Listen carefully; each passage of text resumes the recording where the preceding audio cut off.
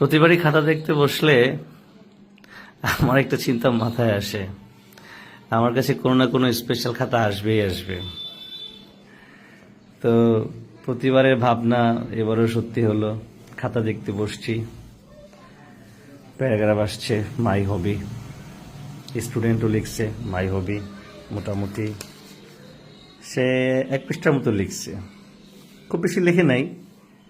Marks কত পাইছে সে, সেটা তো আপনারা দেখতেই পারতেছেন।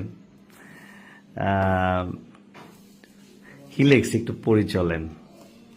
লেখছে সে মাই হবি দ্য এক্সক্লামেশন দ্য ইউ। আচ্ছা, এখানে আমি ওয়ার্ডটা বুঝি নাই কি লেখছে। তারপর কি লেখছে মাই হবি হোর।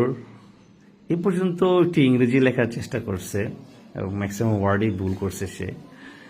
এরপর সে কি করছে, সে ইংরেজিতে লিখছে কিন্তু তার লেখাগুলো ছিল আসলে বাংলায়, স্পেলগুলো সব বাংলায় করছে। যেমন আমার ঘুরতে খুব ভালো লাগে, কলা এক্সের নিচে ফ্যামিলি সেটে। আচ্ছা, এটা বুঝি নাই। সে মাই হবি লিখতে গিয়া তার ঘোরার কথা নিয়ে আসছে। এবং কি লিখছে খাবারের দিক দিয়ে। ও আচ্ছা আচ্ছা, তার খাবারের দিক দিয়ে কি বলছে, biryani, pulao, roast, fry, phuchka, chocolate, ice cream, cake, গোশ ইত্যাদি। আচ্ছা, এগুলো তার হবি। আচ্ছা, আরও আমার বই ও ছবি আঁকতে ভালো লাগে, আমার স্বপ্ন আমি বড় হয়ে ডক্টর হব।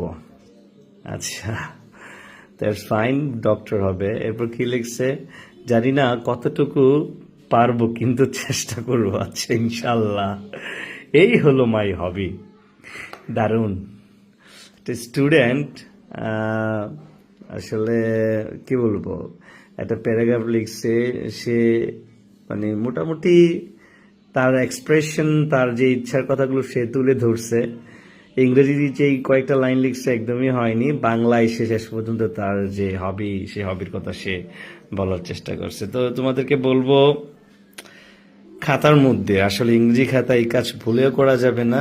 বোর্ড ফাইনাল সামনে পরীক্ষা, সেখানে যেন এই ধরনের ভুল না হয়। ইনফ্যাক্ট এখনো এই ধরনের ভুল করা যাবে না, খাতার মধ্যে যা তা লেখা যাবে না। প্রয়োজনে তুমি ইংরেজিতে মানে গ্রামার মিস্টেক হোক, স্পেলিংয়ের মিস্টেক হোক, অ্যাটলিস্ট চেষ্টা করো, তারপরও স্যার কিছু মার্কস দিবে। আর যদি এরকম লেখা লিখো বাংলায়, মানে বাংলা ইংরেজি ভার্সন কিন্তু আসলে লেখা বাংলায়, 0 পাবা। বরং 0 তো পাবাই, পাশাপাশি তোমার খাতার প্রতি একটা নেগেটিভ ইম্প্যাক্ট তৈরি হবে। So be careful. এই হলো মাই হবি।